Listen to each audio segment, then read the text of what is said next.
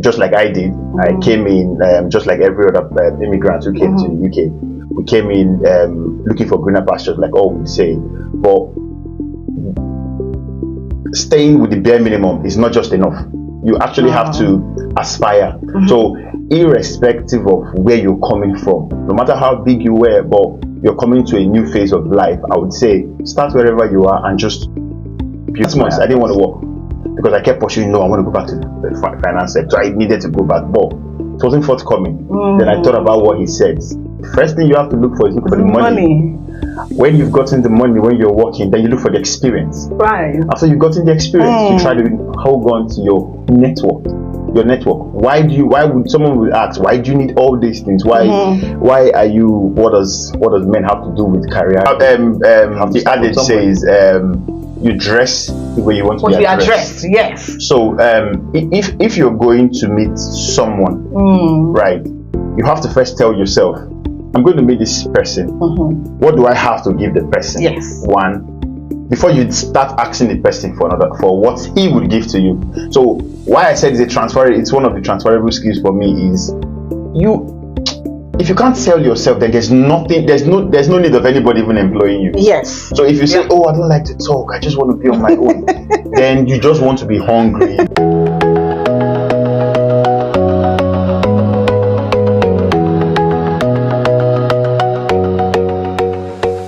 Hello everyone, welcome to today's episode on Talk with Lindalucy. Today's guests bring a unique blend of financial expertise and compassionate service with over 7 years of experience in banking and a degree in finance and accounting. He has successfully transitioned into a care coordination role where he continues to make meaningful impacts on people's lives. Driven by a passion for helping others and an aspiration to contribute positively to humanity, he is dedicated to creating value both professionally and personally. He is a good husband and a proud father. Please join me in welcoming our guest. When I heard the introduction, I was like, wow, so that's me, one person. That's good. That's good. That's you, Nabi. Yeah, yes, it is. Right. How are you today? I'm okay, I'm fine. And you? Thank you for honoring our invite. No problem. Right. Okay. All right, guys. So today is all about career growth and your experience. You know, you really told us a lot in your introduction. I've told them a lot about who you are already. So you just tell us, what is your best career advice? I would say it's never too late to undertake new tasks. For me, transitioning from one field to a different field entirely, that's one of the things I would say. From being a banker to being a coordinator in between, someone would say what concerns the financial sector with the healthcare sector. But in truth, what puts them all together is you have transferable skills. Right? Yeah. Those transferable skills, the ability for you to have that discussion with people. You don't, as a banker, you meet people every day. You interact with people, old, young. Right. You are empathetic. Yeah. Because people come to you with complaints on a daily basis. Of course. Even if you're tired, you still go out of the way to try your best. Just like the Nike logo says, just do it. Just try your best to try and provide solution. So it's easy for you to just transfer that to healthcare. Haven't been in the field for a while. That's what I in the healthcare field for just under 4 years. I try to look at, when having interviews with people, I just try to look at what can you bring from whatever role you've worked before. Right. If you're an engineer, if you're a farmer, is there something unique to you alone that you can bring on board, that you can add to this organization? That's what I think healthcare is all about. Although as time goes on, you build on it, just like I did. I came in just like every other immigrant who came to the UK. We came in looking for greener pastures, like all we say. But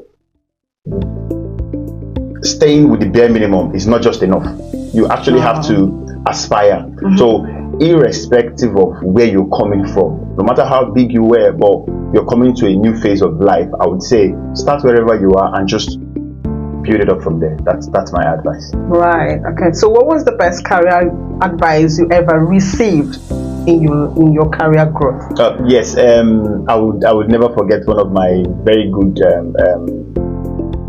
head of operation, my then manager in Zenith Bank. We had these morning devotions back then in the bank at Zenith Bank.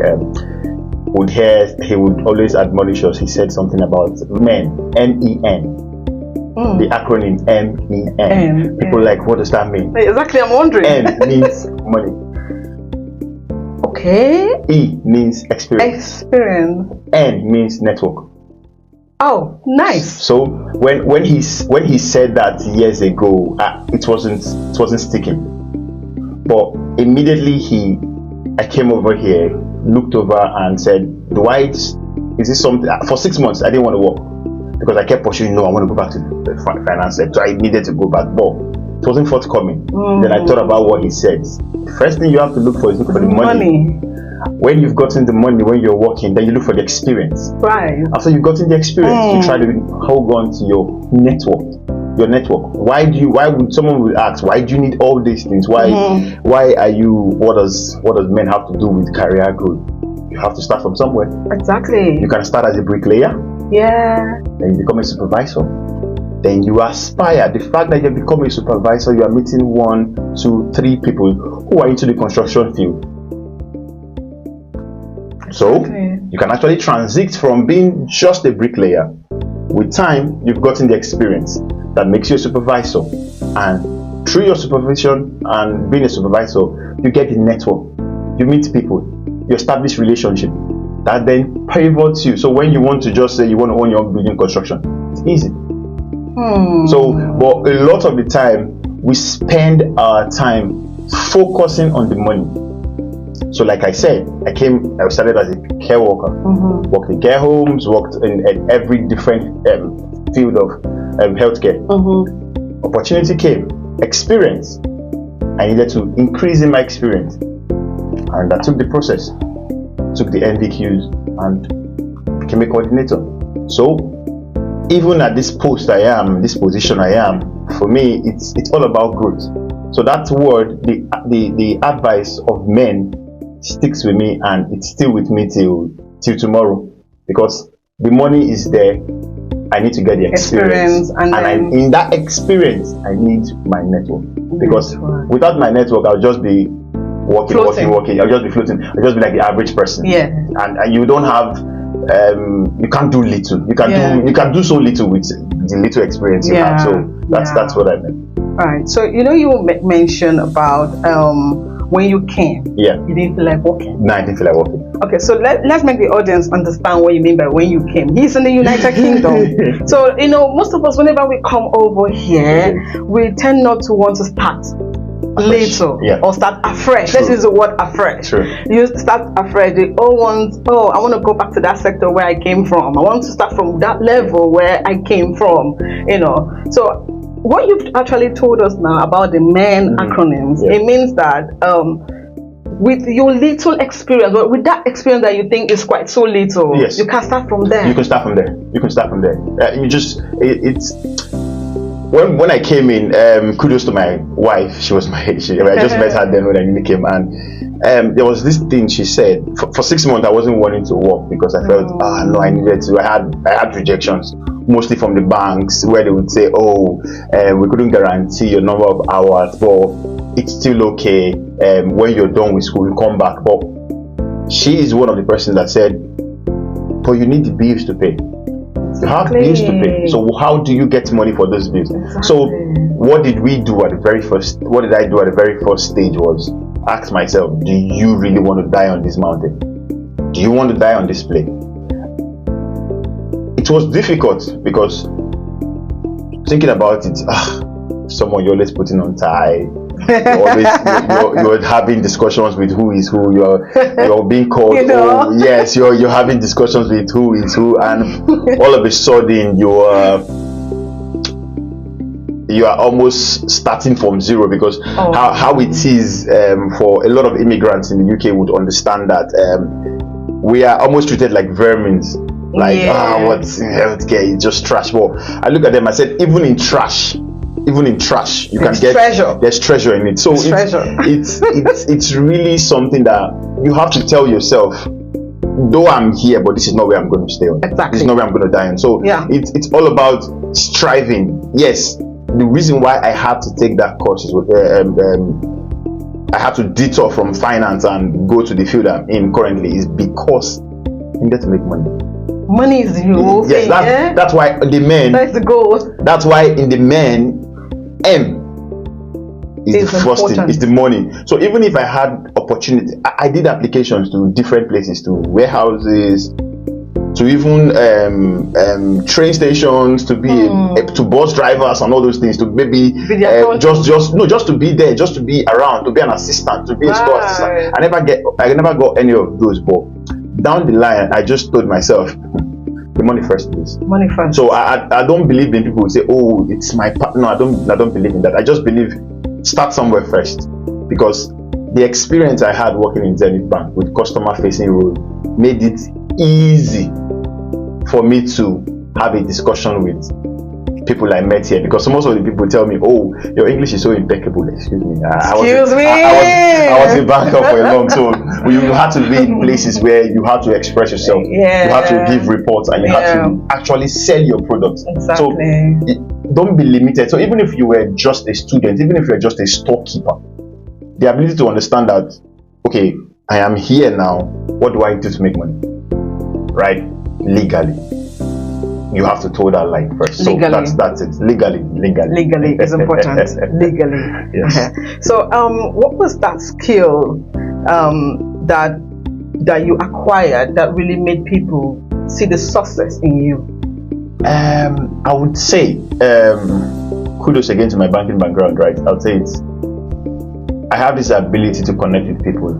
People say, oh, you are so jovial, you play a lot, but I learned it from working in the bank, where you have to sell your product. Yeah. So even if we're in operations, but we still had to go for marketing. We had to meet people on the road, and we had to sell to them. And I'd also studied some books and some charters, some things online, where I've heard speakers say, you are the first product.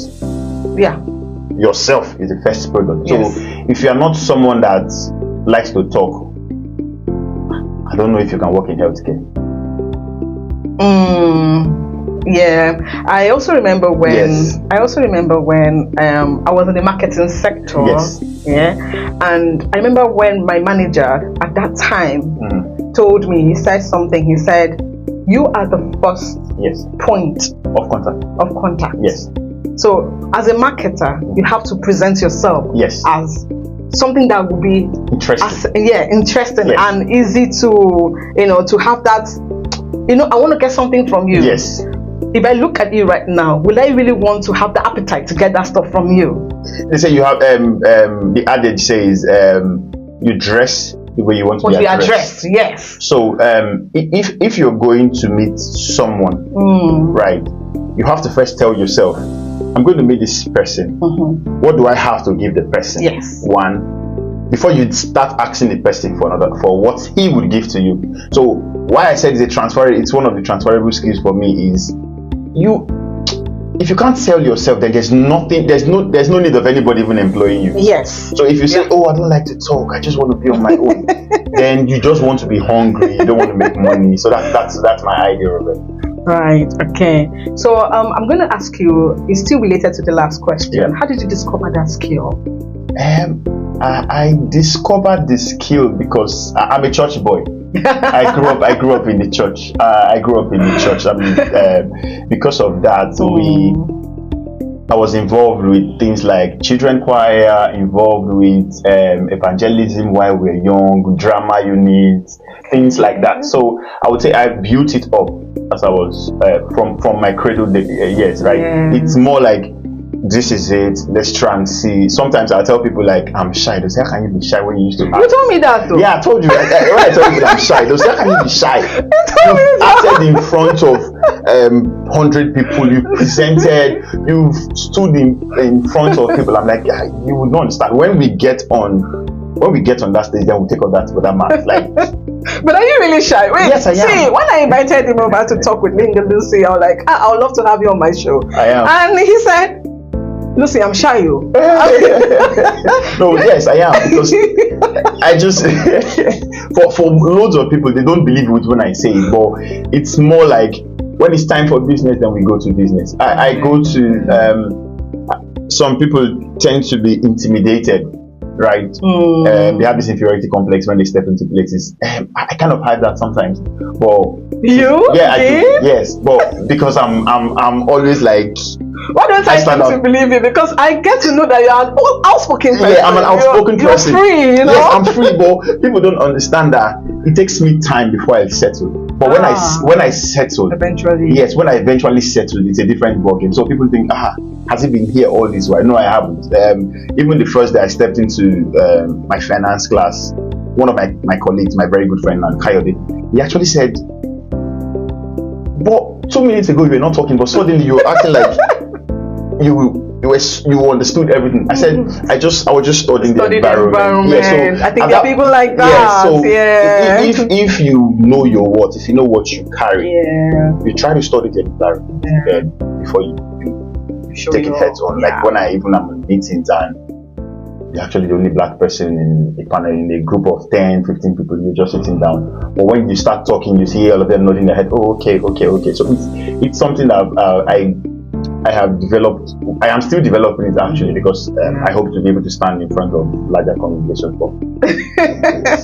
Okay, so was your career growth planned or was it accidental? I don't believe in people that say it is planned. Mine was not planned. It wasn't planned? It wasn't planned. It just fell. I wouldn't say it's planned. When people say it's planned, it's like they said, this is how I presume it is. Yeah. When I'm in 1 year in the UK, I will pursue this program, and after that I'll do this. No, that's not what I mean. For me, it was a bit of 80% unplanned and 20% planned, because I found myself, like I said, I wanted the money at the beginning. Yeah. While I was doing it, even while I was working with my colleagues, showing what I know how to do and getting experience, they had recommended, there's an opening to be a team leader. Why don't you just try it out? I'm like, I don't want to. He said, just try. I said, okay, no problem.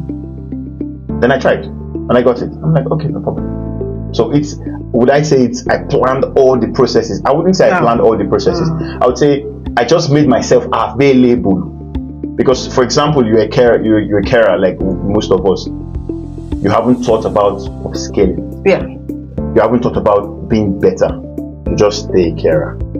You're earning, let's say, £12. You stay on that £12. If a job comes up in your company for a team leader role, why would they give it to you? Right. Because you haven't aspired. Yeah, you may have the experience, but like we know, sometimes some career path tells you there is this level of qualification you must have attained. Yes.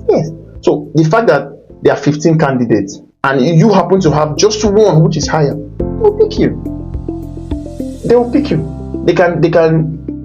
Sometimes they may be funny and say, we'll give it to these people. But watch that. They would always tell them while in that position to make sure they upscale. So why not upscale before you get to that position? Yeah.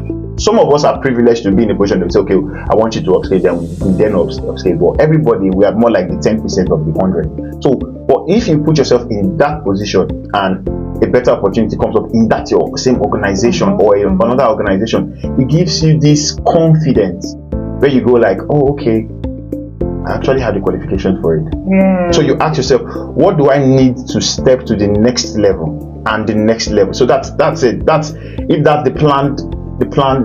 What planning is, I would say then go through it. But is it something? I think you can relate that to planning. Yeah, you're planning. Yeah, you're planning. I would still say, because you didn't set out to be a carer in the beginning. Yes. Right. So that is like I said, I didn't set out to be a carer from the beginning, right? But it happened. Then while on the job, I just told myself, yes, man, MEN, okay, I'm getting the money. The experience is there. What do I need to do? Let me see how I can improve my self-worth, so that I will get to the position where I am now, where I have loads of network and people I talk to. Sometimes I give some social workers a call and they know me by first name. Oh, Emmanuel, yeah, what's up? What do you need? So it's you putting yourself out. If I never upskilled, I wouldn't be here. Or even if I got here, or I'm here at this position, a point will come. They'll say, "Oh, young man, you've been here for so long. What are you doing? Why are you not getting better?" So that's what I would say. So, what was the first turning point that changed your career growth? Okay, yeah, the first turning point, I would say it was my wife. Then she was my girlfriend. So I would say family was what's one of the main thing that she said to me then, they are bills to pay. Would you not work? Even while I was single. So that was where it snapped in my head and said, young man, I know you want to do finance, but to get up, you can detour and go to this place. Yeah. And with what I found out, you can detour to somewhere else and still come back. That's true. So did you get that? you can detour. It's a diversion, or rather a diversion, but it doesn't mean it's the end of the road, right? To get to a T junction, it directs you somewhere else. But if you keep going, if you're still on it, if you persevere long enough, you actually get what you want. You get what you want. I like that sentence. Yes. So if you detour to somewhere else, yes, doesn't mean it's the end of the road. Doesn't mean it's the end of the road. It's not the end of the road. It's not the end of the road. It's not the end of the road. So if you're still staying there and thinking, what can I do now? How can I move? What do I have to do? Just start where you are. Start where you are. That's what I would say. Yeah, start where you are, right? Start where you are. So if it means you having to work in warehouse, start there. If it means you as an immigrant, it's difficult to get those high-paying jobs. But start where you are. If it means you having to start in the NHS with a band too, start where you are. So it's always starting. If you're someone you want to go into construction, then start from being a bricklayer. Start where you are. Start by being that bricklayer. Start by asking what's the next step. Ask the people around you, how can I get better? It's not a problem, even if they laugh at you, but it's not the end. If you have 10 people, 9 will laugh at you, but 1 person will give you a favorable answer. Yeah. So can you just tell us about that moment where you almost quit, change your mind, or you doubted yourself in it? Yes, I did. For those of us that have gotten rejections, like sometimes you just go through. Unfortunately, it's almost like it's an anthem. It's an anthem. Yes. When you just send you that email, the first thing you're just looking for on the paragraph. That unfortunately. So stop. Don't explain too much. Tell me. So yeah. So there was one of the time it got to me because I had applied for the job and I really wanted it because one, the pay was higher. It was a higher role. Yeah. And I had the experience. I had everything needed. But they just came back and said, "Oh, you did so well." You know, when they start sentences like that, you're like, "Okay, if I did so well, then why am I not given the job?" So they said, "Oh, you did so well. You're one of the top candidates." That's how they start. But unfortunately, the next paragraph. So I wanted to why did you not start with unfortunately, so that I know that I'm not having any not thinking about something good, right? So I understood with time that it's that in English language you have the comma, you have the full stop.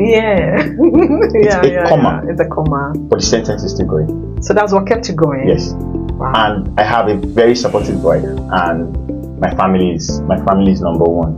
Yeah, so it's what really kept me going, because sometimes she would say, my wife would say, and so they said, unfortunately, we try again now. We try again. So it's that parable that they told. I don't know. They told us when we were quite young. Yeah. When you fail, just keep trying. Just keep trying. Like a spider. Yeah, it's keep not trying. easy. It's not easy. It's not easy. If anyone tells you it's easy, it's not true. I know about an African philosopher once said, "If they tell you it is easy, now settle." So nothing is easy. Nothing is easy. And nothing good. Nothing good comes easy. So it's the fact that it's a process. So if you get stuck, you try again. If you get stuck, you try again. I know sometimes it's very difficult to say, oh, keep trying. But again, keep trying. Just keep trying. There's a word for those of us who come from the Niger Delta part of Nigeria. Who give up, na you lose. So the ability to always continue working yourself, always striving. So if you don't make it today, you go again tomorrow. If you don't make it tomorrow, you go again the next. You keep trying, keep trying, and you will hit the good man. That's what I believe. Okay. So which matter most today in career growth? Is it personal branding? Is it networking? Or is it skills? Okay. For me, just like the acronym I gave, the personal branding for me, first thing you need to do first, before you go to your experience and before you go to your network. Because if you are not presentable as a person, what do you want to get experience on? Who wants to meet you? Or who do you want to meet? That's the networking, yeah? Yes. If you're not your own self, if you are not confident in yourself, like we said earlier, you fail, you stand up. You fail, you stand up. The fact that you are standing up is giving you experiences, but your ability to always stand up is your personality. Is your personality. Yeah. So I would say yourself as an individual is the first thing. Is the first thing. Is the baseline. So when you are there, you build up from there. So you start just like you have when you plant a seed, it first dies to itself. Yeah. So then it grows. It shoots out. So the experience comes after you've told yourself, like people would say, it's branding, right? Yourself, like when we talk about marketing, you are the first person you sell. So that is the branding. Yes, you are the first person you sell. And then your experience is a skill. Yeah, when you brand yourself, you get people to engage with you. Yeah. Now that engagement is where you then get the experience of, oh, this is what to do, this is not what to do. Yeah. Then from that experience, you then create a network, and that network has to trust you. But first of all, it starts from you. Personal branding. The personal branding. That's the first thing you look out for if you want to go. Because if you don't brand yourself, even if they make you a manager, you fall from the top. Because there's no base for you to stand on. Imagine a child who is born today, he starts to run. And there's trouble. Wow. So that's it. He wouldn't know what danger is and what danger is not. Yes. So the fact that he keeps crawling gives him an ample opportunity to say, oh, there's danger here. So that's what it is. But he has to first tell himself, this is who I am and this is what I hope to achieve. So that's why the development, the personal branding thing, it's ongoing. It's never stopping. Never stop. It's never stopping. It's never That's stopping. upscaling. Yes, the ability for you to go from A to B to C. So the experience, you get it as you go along. Yeah. And as you go along the road, you meet people and network. So it's like a river, right? You are the central source of the river. As it moves, that's the experience. When it moves to other places, that's the channel. The channel itself becomes the network. So that's it. So it keeps moving. It keeps moving. But if you choose to remain in one place, just like the pond, stagnation, and you begin to smell. So that's it. So if you're ranking it for the audience to know, yes, you start by personal branding. Your branding first, then your experience, then your network. Right. So because you can't get a network without experience. So personal branding, your skill, and then networking. Then networking, yes. Right. The networking is for me, it's the be or said all, right? Yeah. The process of you getting to meet to that point of the networking is your own personality. Your own personality. Yes. So that's it for me. Right. Okay. So we have ambitious professionals. Right? What are those things that they waste their time on? For me, I would say for people who are ambitious, they have a central focus. They have a laser vision, right? Because they have a laser vision, they do not look at the other side. They're deaf. They are deaf. Exactly. So I would say, do you want to be a laser focused person, or you want to be someone who prioritizes some aspect of their life? You see some people, they tell you they want to be so successful, but their family suffers. Okay. So you ask yourself, are there things you can do without? Just to balance, yeah? Yes. You need a balance. For me, I'm not a fan of being too laser focused. That's me as a person. I believe there is opportunities that abound even in your playfulness. Even in your playfulness, there is opportunities that abound. Yeah. That's why you have a lot of people who are comedians, but they were bankers, lawyers, doctors, lawyers. Yeah. The part of them that was playful was fetching them money. Yeah.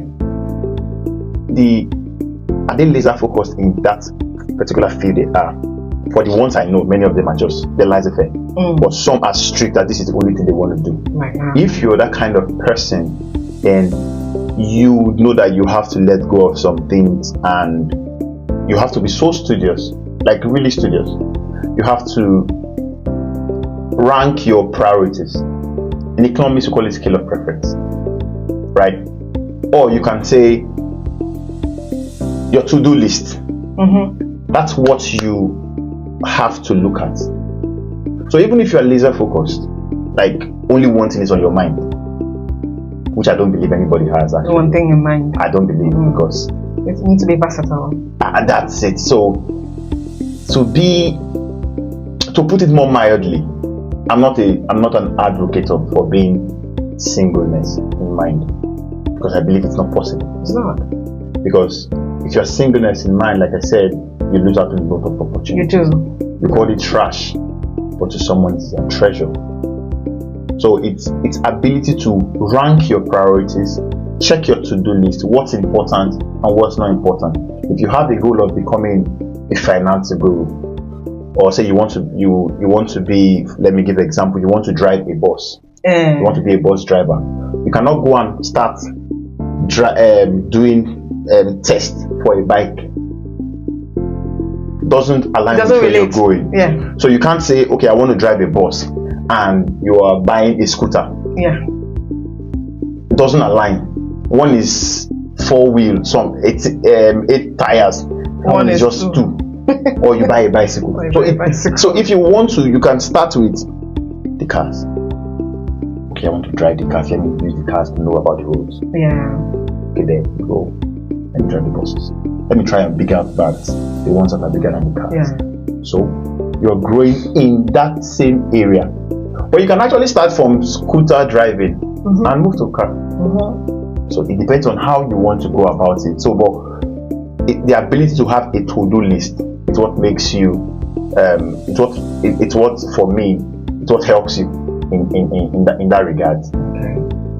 All right. Wow. So I hope you guys are following through, and I hope you're enjoying every section of this. And I really appreciate the fact that you're still staying here with us. Okay. So I'm going to ask you. We are going to go into the game section. Okay. It's more like a game section, right? So you're going to answer with your first instinct. Okay. All right. So degree or experience? Experience. Yeah, that is actually what sells now, right? Experience is no longer degree, no longer what you read in school. Right, okay. Hard work or smart work? I'll say 50-50. You can't do smart work without hard work. You can't be smart at something you've never done. You know, some people will disagree with that though. Yes. I know why they would disagree, because if you've never built a house, you can never be smart in building the house. That's true. So I feel you have to first be a hard worker at it. Then from that hard work, you look for easier ways to build. Okay. So it's we can all say, oh, it's smart work. Yes, it's smart work, but you can't get to the smart work without first doing the work itself. So for someone who has never fired a gun, how can he be a smart person in shooting? So experience it is. Experience. Smart person. Specialist or generalist? And I'm supposed to go. Again, I would say 80% specialist and 20% generalist, because if you are only focused on one thing and you don't look at the rest, for example, you're just a doctor of the eye, you don't care about any other thing, that's the only thing you care about, something may happen that just needs maybe just a pressure point or something, because you've never studied it, you've never paid attention to it, you miss out on it. That's why it's always good to have a basic. Yes, so when we're in school, in secondary school, back home, right, we start at a general playing ground where we all do all the courses. Yeah. Then after doing all the courses, we branch out. Now we started with general, but we didn't stay general. No. Then we specialized. But imagine we specialized from the beginning. No, it's not going to be possible. It's not going to be possible. So that's why I'm saying right, I would say 50-50. But specialist 80, because it gives you you become you become an expert in that field. Yes. Yeah. Okay. So another one is talent or consistency. Consistency any day, anytime. If you have talent, you can be lazy. I can tell you for a fact, you can be talented and be lazy. You know what happens to you say you're a church boy. Yes. So what happens to that portion in the Bible that talked about the talent? Yes. If you study that part of the Bible very well, right? Jesus speaking about that talent. He gave 5. He gave 3. And he gave 1. It was not consistency. No. It was talent. No, it was consistent, because when they gave them the 5 talent, the one that was given 5 talent, what did he do? He invested the talent. So that is consistency. Yes. The one that was given 3, what did he do? He invested it. But the one that was given 1, what did he do? He said, no. They've given me 1. They've given me 1. Let me hold on to this. My master is selfish. No. So the fact that you are talented doesn't mean you come out on top. No. I'll give you an example. I'm a football fan, right? A lot of us football fans, Messi and Ronaldo, one is talented, but we feel the other one is not as talented as the other one. But in the scale of things, they both know that talent alone is not enough. It's not. That's why they will keep training and keep doing better than the rest, because they are talented, but they are still consistent in what they're doing. And a lot of us actually fail in that word consistency. Yes, consistency. That is what kills us. It's not easy. It's not easy to wake up every morning and go to the same place every day. Yes, it's not easy. But if you do it, the Bible says you have to do it with all of your heart, all of your mind. It says in the good book, I call the Bible the good book actually, it says, if you will take care of somebody's own so diligently, I will give you your own. So if you're not consistent and you're not diligent in handling that person's own, so why would I give you your own? So if you're not consistent with somebody's business, you're a carer. How am I sure? You want to do the BRS minimum. Yeah. How would you one day be a manager? Exactly. How would one day you own it? So it's consistency is what you see. It's what you see, not the talent. You can have the talent and still fail, but if you're consistent, you will never fail. Okay, so remote work or office work? Remote work lazy. Well, I would say we can have a hybrid, because sometimes the beauty of having a hybrid system for me is it gives you that network that we've been talking about. But you can network even while you're indoors. No, but we all know laziness sets in. I know we are the computer generation. Exactly, right? That's where the social media comes in. You cannot network anywhere. Yeah, you can network anywhere. Yes. But sometimes, because of my experience as a banker, things that rule the world are not done during the day. They're done at odd hours. Transactions that moves you from point A to point B are not done over the phone. They're not done over the phone. They are done face to face and at odd hours. So what does that tell you? You can have a mixture of the two. For me, so that's where the hybrid comes in. Where the hybrid comes in. Say 3 days at home, 2 days at work. It gives you a sense of belonging and team bonding. So that's why I would say hybrid is because a lot of people put themselves in a position where they don't want to step out of their house. They want to do everything from home. It's good. That's me. But after a while, it becomes boring. It is. No, I think after a while, it becomes boring. You don't deal with office dramas and all those things. Yeah, that's what you try to avoid. You just try to avoid all the office drama. True. You know, I just yes, I love that, seriously, because I cannot deal. You just stay indoors, do your work. Am I not doing my job? You are doing your job perfectly. Yes. So that's it. I don't want that outside. We go outside every time. I understand what you mean. Yes, there's a lot of office drama. I can tell you. Yes. What is the biggest career myth people still believe in? Career myth people believe in. I think people still believe passion is be or sell. Passion. Yes. They say if you have passion for the job. No, I didn't have passion for it. Me too. I did not. Even when I started working as a banker, I did not have passion for the bank. Yeah. I didn't even have passion when I was a marketer as well. Let me tell you the truth, I did not even have passion to work. See, I didn't have passion to work. I just want to stay indoors, and then that money is just coming. If it's possible, just let that money let me just be on my bed. That's it. Possible? No, it's not. So that's why I said that's a myth. Say, you need to be passionate about it. I think no, it's not. I think you may start off not passionate about something. Like I started off not passionate about care. Yes. I didn't care about it. Yeah. But if you hear me talking, mostly when I go for I have meetings, and it's as though I've loved this job with all of my heart. That's the only job I've done in my life.